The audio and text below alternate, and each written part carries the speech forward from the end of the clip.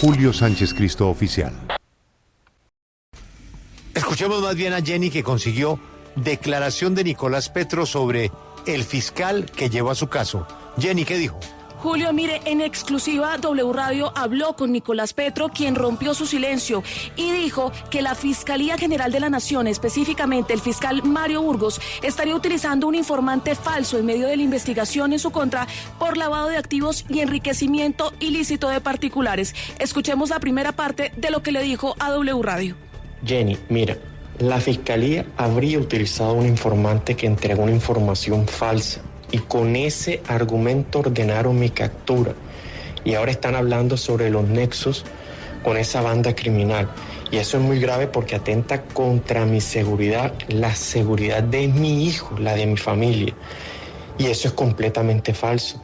Y de hecho, los directivos de la empresa de seguridad Loss Prevention, en diligencia de declaraciones en la Fiscalía, han reiterado que no me conocen, pese a que el fiscal interceptó sus líneas y no halló absolutamente nada con relación a mí.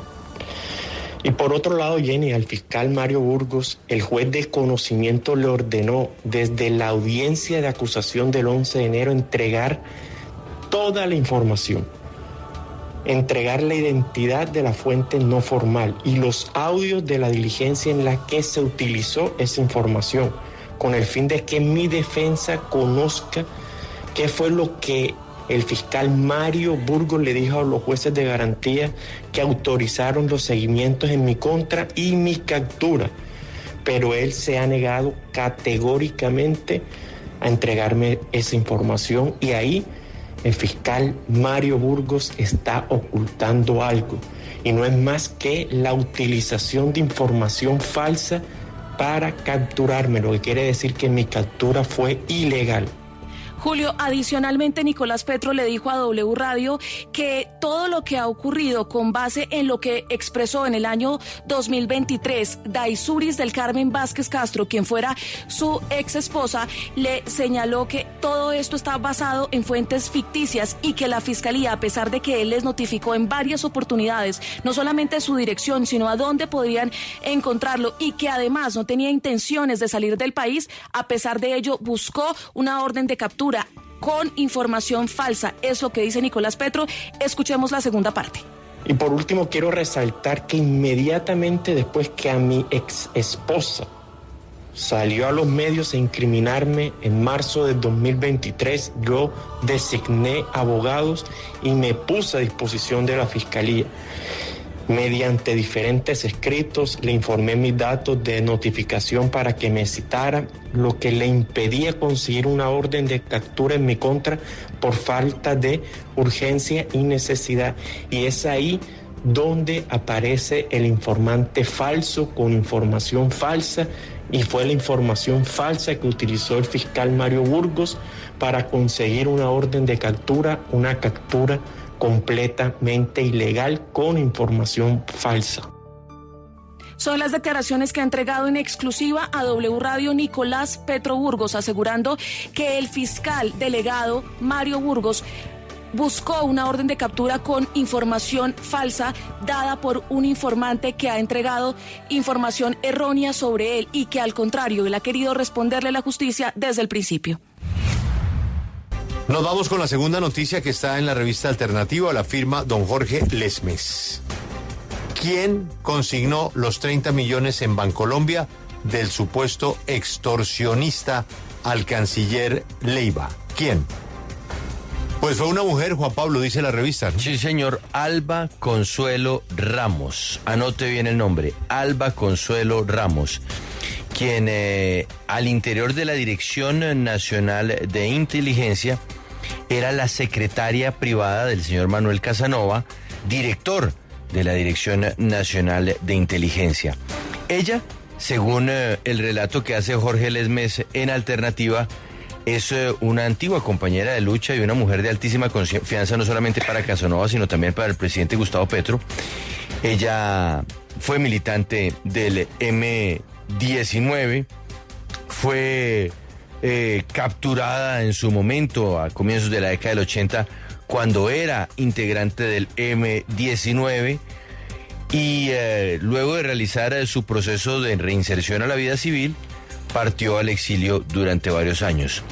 Pues al llegar Casanova a la DNI, según relata Jorge Lesmes, esta mujer, Alba Consuelo Ramírez, es nombrada secretaria privada y luego de que el director de la DNI saliera de la reunión en Casa de Nariño, en la que se definió que se iban a entregar 30 millones de pesos de gastos reservados para pagar al supuesto extorsionista del canciller Leiva, pues esa misión se le entregó a Alba Consuelo Ramírez, quien personalmente hizo la consignación en el Bancolombia de la calle 72. 1982, dice la revista, Alba Consuelo fue capturada por el ejército con 19 miembros del M-19 en Bogotá. Posteriormente, confesaron ante la justicia su participación en secuestros, extorsiones, entre otros delitos. Con la incorporación a la vida civil, dice la revista, Alba Consuelo se fue del país porque había muchas amenazas contra su vida. 20 años fuera del país. Petro Presidente nombra a Casanova, una persona de toda su confianza, director de la Dirección Nacional de Inteligencia, y le pide que lleve a Alba Consuelo a trabajar con él. Las fuentes consultadas por la revista cuentan que muy pronto se convirtió en la mano derecha de la inteligencia colombiana al ser la mano derecha de Casanova. Tenía una enorme ascendencia sobre las decisiones del director. Señal. Qué mal manejo todo esto, ¿no? Sí, y mire usted que el cierre del artículo de la revista Alternativa firmado por Jorge Lesmes abre además otra puerta, porque empieza a hablar de las oficinas satélite o fachada de la Dirección Nacional de Inteligencia en la capital, tratando de encontrar una explicación al por qué hicieron la consignación de los 30 millones de pesos en efectivo en esta sucursal de Bancolombia de la calle 72 en pleno sector empresarial.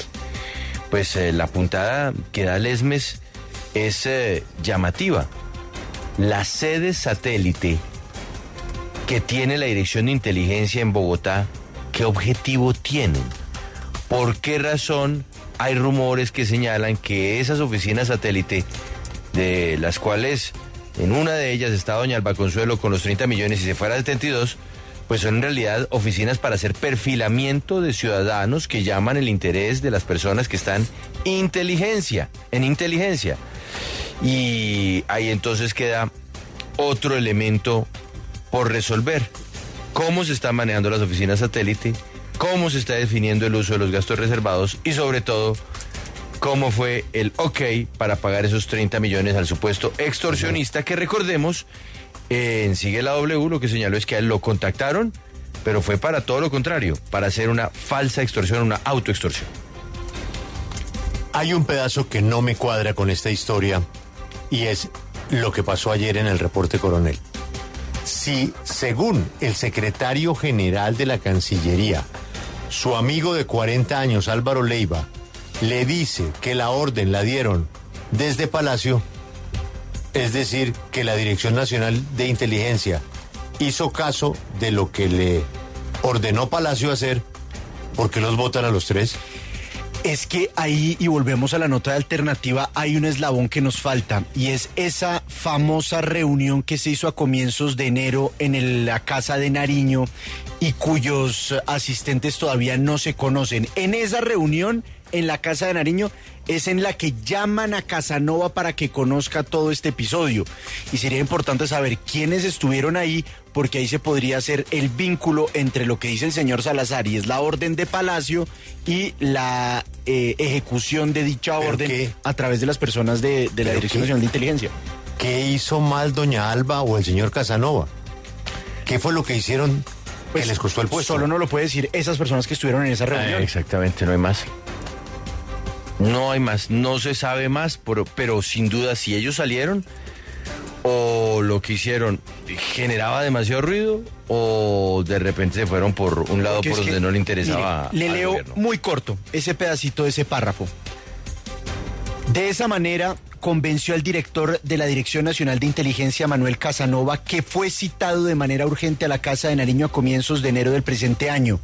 La reunión en Palacio fue de carácter reservado y se mantiene en absoluta reserva los nombres de los demás participantes que escucharon los argumentos del canciller y la posterior decisión de utilizar dineros de gastos reservados de la DNI para pagar a una fuente anónima una información que servía al Estado. Es decir, son esas personas las que saben exactamente quién dio la orden y cómo se ordenó ejecutarla. Porque ahí uno entonces puede saltar el último párrafo, Lucas, que dice, Alternativa conoció que el tema de la sede satélite y del pago al informante están entrelazados. Por un lado, el presidente no tuvo la información clara y suficiente sobre el caso del informante de Leiva. Y, por otro lado, la información recibida en Palacio sobre el trabajo de esas sedes satelitales de la DNI en la ciudad generó desconfianza en el presidente, quien decidió cortar por lo sano, a pesar de su cercanía tanto con Casanova como con Alba Consuelo Ramos, compañeros de lucha armada en tiempos del M-19. Y es que a la Cancillería le falta otra respuesta. Recuerde usted que la revista Semana tuvo en primicia las conversaciones del canciller con el extorsionista. Y las publicó. Sí. Los pantallazos de las conversaciones de él vía WhatsApp. Uh-huh. Eso que publicó Semana es clarísimo de que el canciller hablaba con el extorsionista. Pero si después nos enteramos de que todo era un montaje. Sí, que el canciller hablaba con el extorsionista antes de que fuera una extorsión y que se reunía con él, pues según todos los chats que nos compartió aquí en la W, el presunto extorsionista, ¿no?